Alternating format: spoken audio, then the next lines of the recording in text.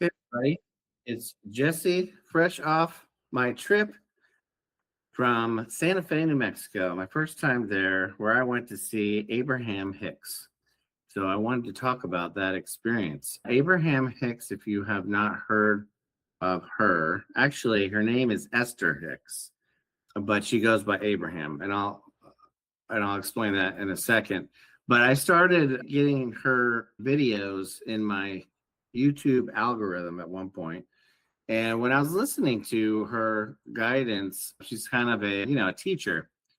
It was really making a lot of sense and really helpful in for the things that I'm interested in and the things I'm interested in becoming and the things that I believe in. It seemed to align quite well with all that stuff and still does. I'll get into some of the gems.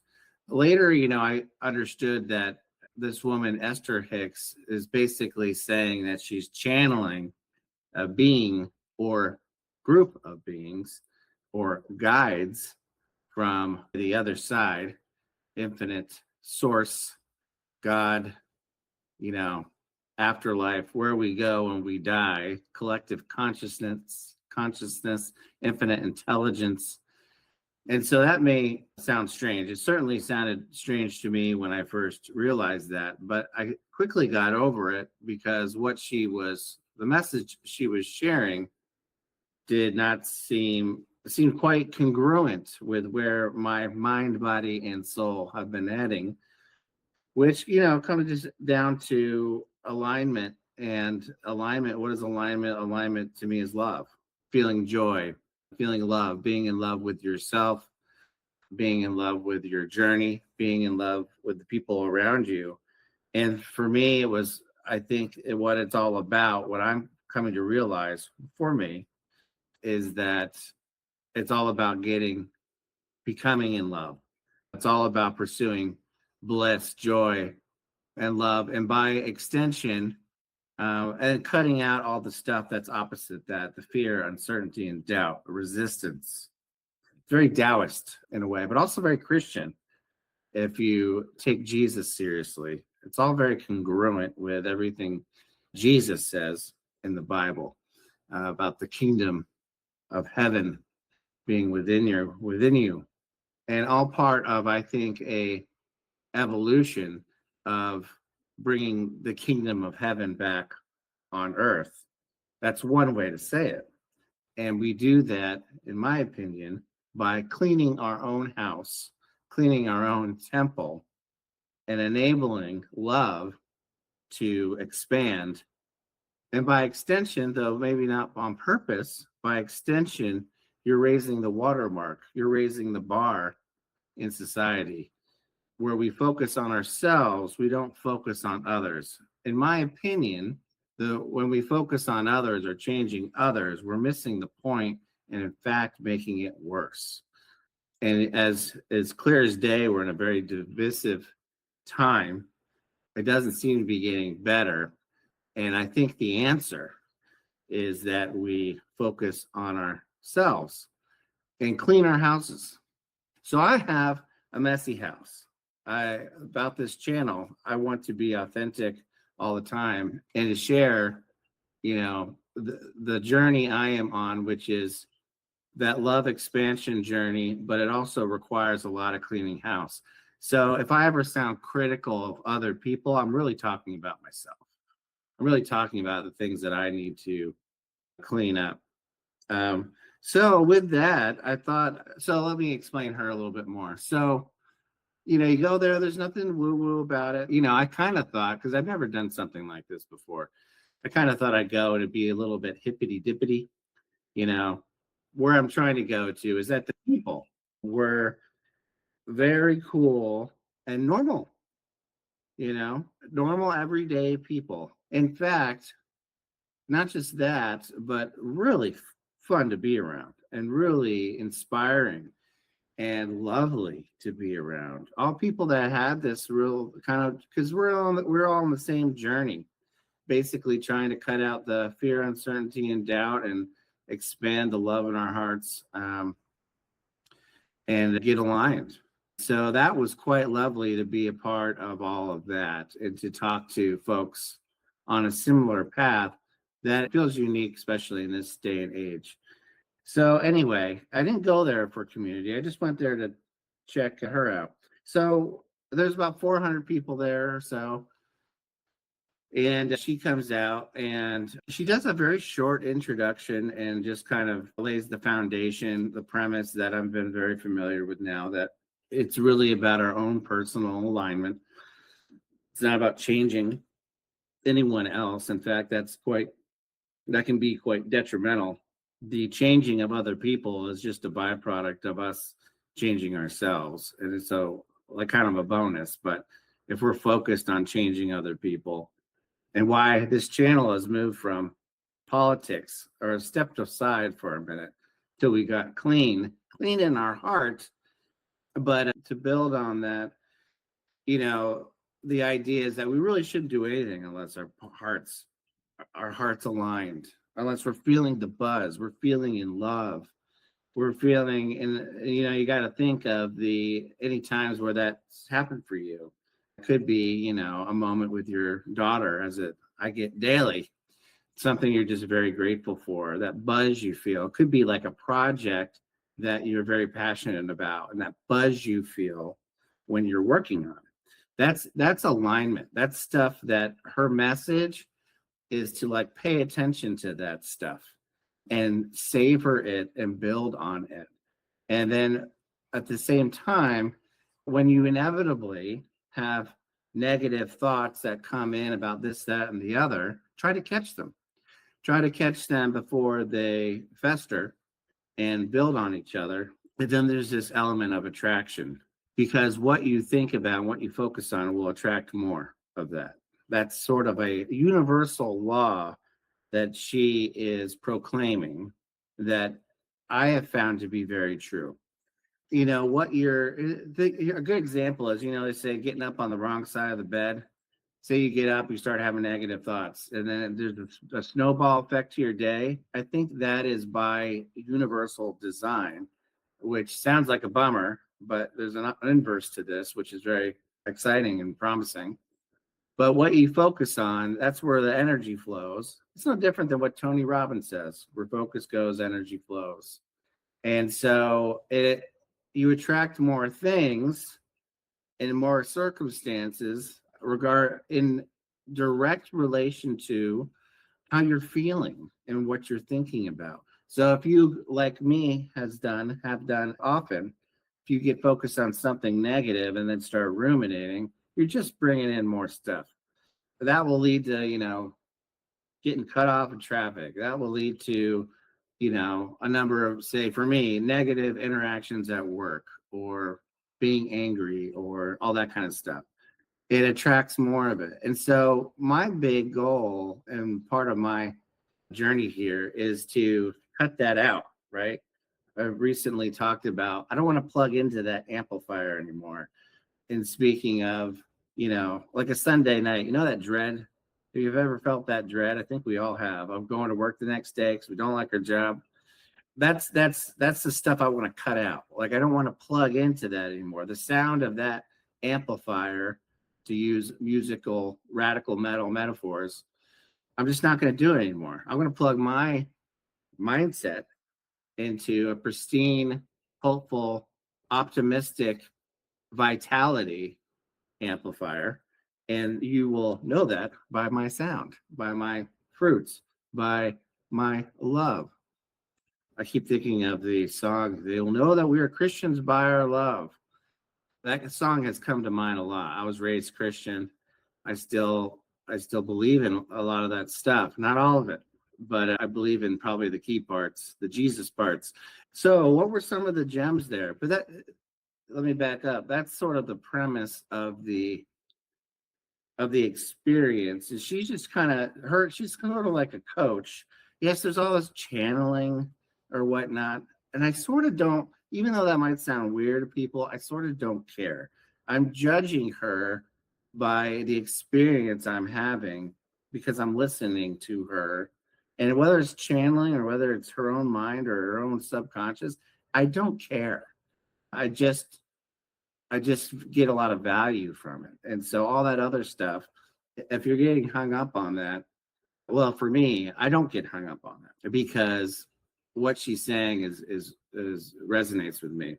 So she's there to kind of like, help us along in that journey of cutting out the FUD and of enhancing and savoring the joy and the love. And it goes into a number of other things. But the format of it, it was 2 days, 2 4-hour sessions, 4-hour session on the first day, 4-hour session of the second day. She starts with a short introduction, laying the foundation of what it's all about, what the main message is. And then she has people raise their hand to go up in the hot seat. And there's a chair, it's faced the other way. So the person's back is to the audience. And then she asks them, okay, what's up? And people go up there with like what issues they're dealing with. And she tries to coach them. And by extension, coaching all of us, but by her coaching them, it's resonating with most of us. At least with me, it did for sure. And so it went the gamut between career choices to relationships, but all the, hitting on all the major things in life that can cause us to have fear, uncertainty, and doubt. And she's very talented and gifted at refocusing us on what's positive. So another thing that she talks about, and this is, if you're not familiar with it, this will sound strange, but I really just don't think it's very strange. But she talks about, and there's many words for these things. Her word is the vortex, that there's a vortex out there that is, curated by our higher selves. If you believe that we are infinite beings, and you believe that when we die, we become part of infinite intelligence and, the whole deal, one with the universe, collective consciousness, all that stuff, as I do, then it's not too far of a jump to understand that there's Jesse here on Earth, but there's also a higher self, Jesse, who agreed to be in this meat suit for the experience, to gather experiential data, and for us to go from maybe one with the universe, then still one with the universe as maybe a baby, but now starting to get programmed by the limitations of Earth, and then going back to remembering where you came from. So for me, I was totally blind to all this stuff. And then it wasn't until, I think I had hints of it, but I was very caught up in the physical world, and still am, of course. And this is kind of me, figuring this stuff out, but I'm way more interested now in the higher self and getting more in line or aligned with Jesse, the higher self, eternal being that is using me as like an avatar in this experience. The Jesse that I will be perfectly aligned with when I die. You have to kind of believe some of that stuff if you're going to buy in to what she's throwing down. And I do. So, but back to the vortex thing. So she says, like, there's a vortex. So what's the vortex? She says by being in the vortex, you're aligned. So the vortex is just when you're feeling your best, when you're feeling in love, when you're feeling grateful, when you're feeling overwhelmed with joy. That means that's when you're in the vortex. Again, these are just her words that are helpful to her approach to sharing, this type of information and perspective. And so the whole idea is to get in the vortex. And then there's there is a prosperity element to it. Prosperity being sort of a pejorative word if you're talking about, what do they call? Prosper theology. Anyway, it's a criticism in the Christian world of pastors that are preaching prosperity. I think it's uninformed or misinformed, but there's an element of that because, like, in the vortex, is also something where like the things you want out of life are kept in what she would say, kept in escrow. And to get those things that we want, we have to be aligned and we have to, be in love. We have to vibrate, as another term, vibrate at the frequency of those things that we want, kind of living the wish fulfilled, even because it's there, you just need to allow it in. And some of that is sort of like superficial stuff. Some people want, fancy cars or a nice house. And there's nothing wrong with that, right? I mean, I don't think there is. I want financial freedom. I want financial and creative freedom. I want to have the freedom. To me is not having to worry about money so I can focus on this. That's sort of bliss and joyful to me. And so it's all there for me. And this is the idea, is that it's all there for me. And if you want something that's telling you something, that's there, you want it for a reason. And you shouldn't be like ashamed of that, because even if it's not really aligned with your purpose, which is something we can go into, you'll learn a lesson by pursuing it.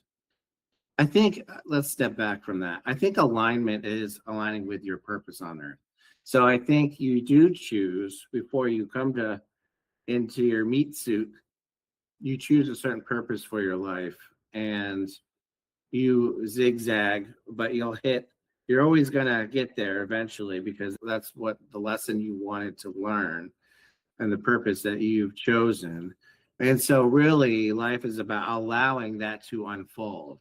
Allow the becoming of you fulfilling your purpose. And you'll know your guidance system is how you feel. And your guidance system, if you feel in love, if you feel joy, if you're feeling bliss, if you're vibrating, vibrating at those frequencies, because they're different. If you're feeling in love and in bliss and in joy, you're vibrating, and that's at a high frequency. If you're feeling despondent and despair and or angry or whatever, that's a lower frequency.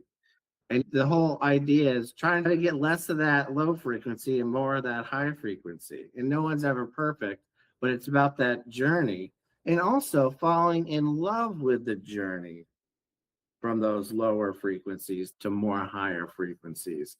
It's about the journey. That's a big message from this experience.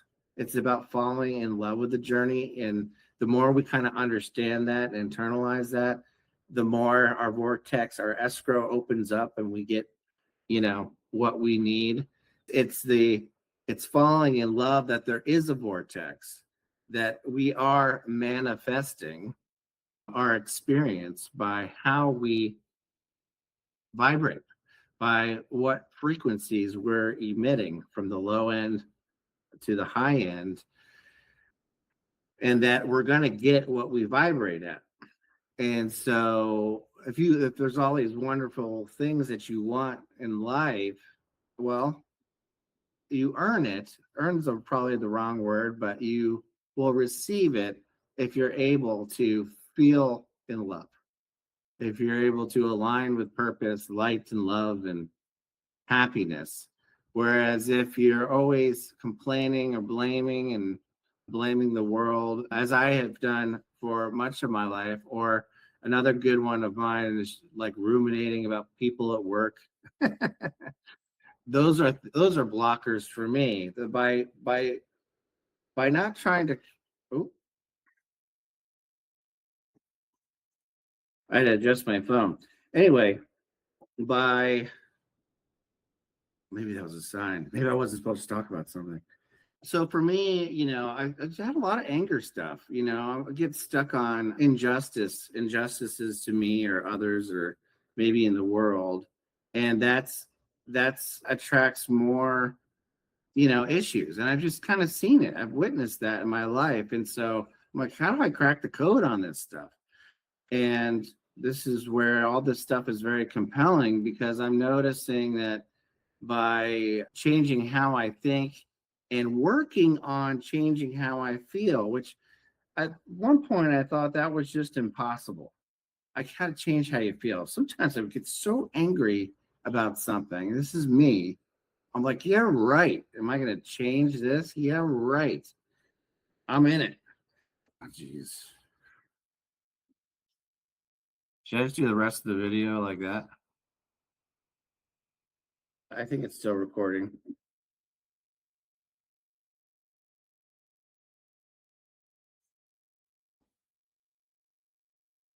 But let's try to finish this. See, even right now I'm frustrated. Right now I'm frustrated that the gimbal that my phone is on to film this is failing. So this is like a good lesson. I'm feeling this thing well up, this frustration well up, and because I've been so focused on kind of changing my mindset and how I feel, I've been becoming more aware of when this stuff starts. And I don't catch it all the time, but like just now, I'm catching it. Let's change this. Let's catch it before it starts to have momentum and then start attracting more things. That's a bummer. That's kind of like a scary thing, right? Because if you believe that and you believe that how you feel is going to attract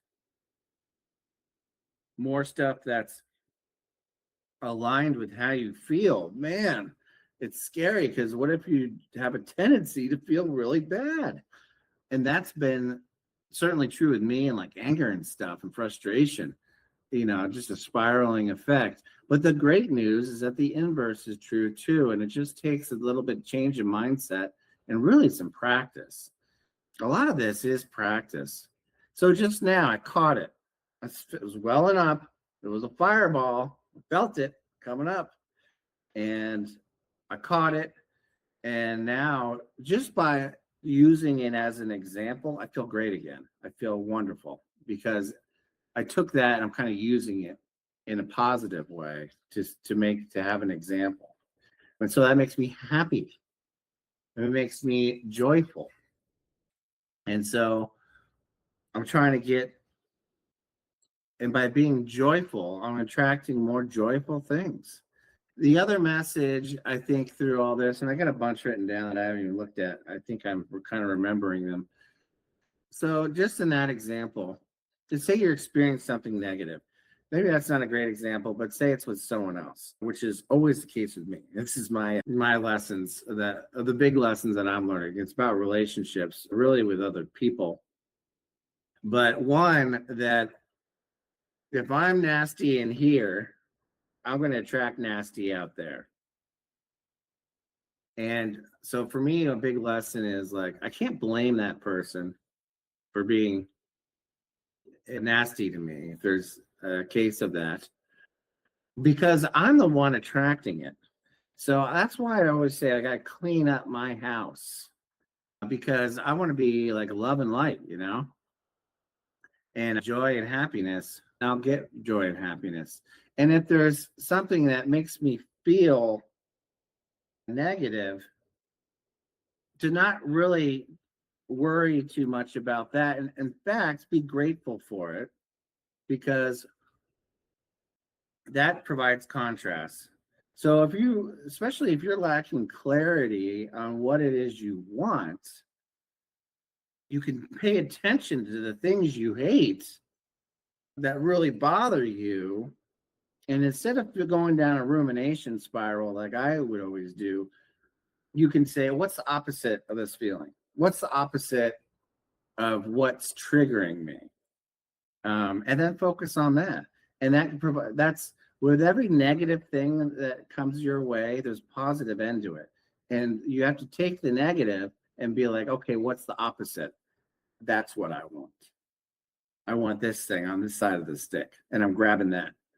Screw that side of the stick. I'm grabbing this side of the stick. I just got clarity on what it is I want by knowing what I don't want, right? I mean, it's kind of cliche in a way, right? It's not really anything groundbreaking per se, but like sometimes you need to experience certain things so you know what to cross off the list. It's not much different than that, except I would argue that not only do you cross it off the list, but you kind of understand more about what the opposite is. So anyway, the Abraham Hicks experience was good. I've never done something like that. I kind of always wanted to do something like that. So, I started, I think, I would say I started this journey. I don't know. It's hard to say when this journey started. I feel like it's always been kind of starting. There's always been elements of this mindset along the path of my life thus far. And I think I'm just getting more intentional and focused more on it.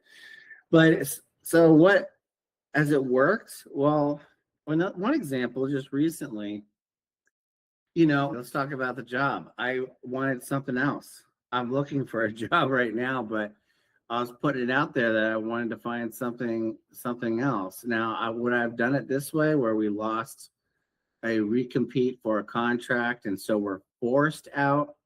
I would much prefer that I did it on my own terms, but sometimes you need an abrupt change. It's not too abrupt. I have, a couple months to figure out the next step. I'm sorry if you're not following me. I'm in between jobs. I'm wrapping up a project. I'm a government consultant and my day job. And so it could be a scary time to figure out where you're going to land. Am I going to get another project with my own my company now, or do I have to move on to something else, to another company?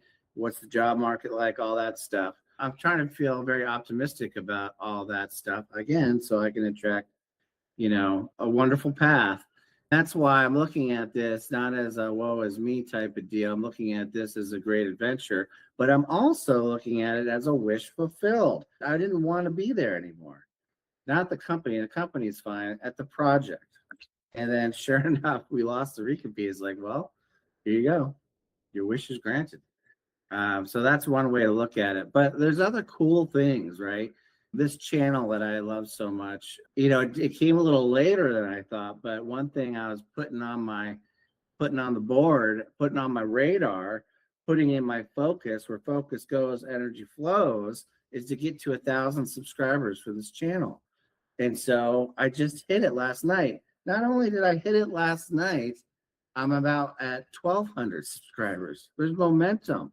I've caught a algorithmic wave of some kind that I can't explain, except for that I wanted it to happen. So it's funny. That was something, a 2025 goal. And now it took we're into 2026 a little bit, but that's okay. Oh, it came 2 months later than I thought. That's fine. I'll work with that. Oh man. So that's joyful. And that's the kind of some evidence to me. There's been other evidences too. Evidences? There's been more evidence to the same. And it's like, I'm so grateful for it and for understanding it. And I'm just so excited about getting out of my own way. And in doing that, by catching these negative thoughts and either getting clarity through those negative thoughts by the contrast and choosing the positive end of that contrast, or catching it so it doesn't snowball into a low vibration. It's all about vibes, man. You got good vibes, you got bad vibes, you got in between vibes. What you got? So all in all, it was a great experience, and I loved Santa Fe. It was fun to be in the desert. They say it's the Enchanted land, New Mexico. I felt enchanted. It was enchanting.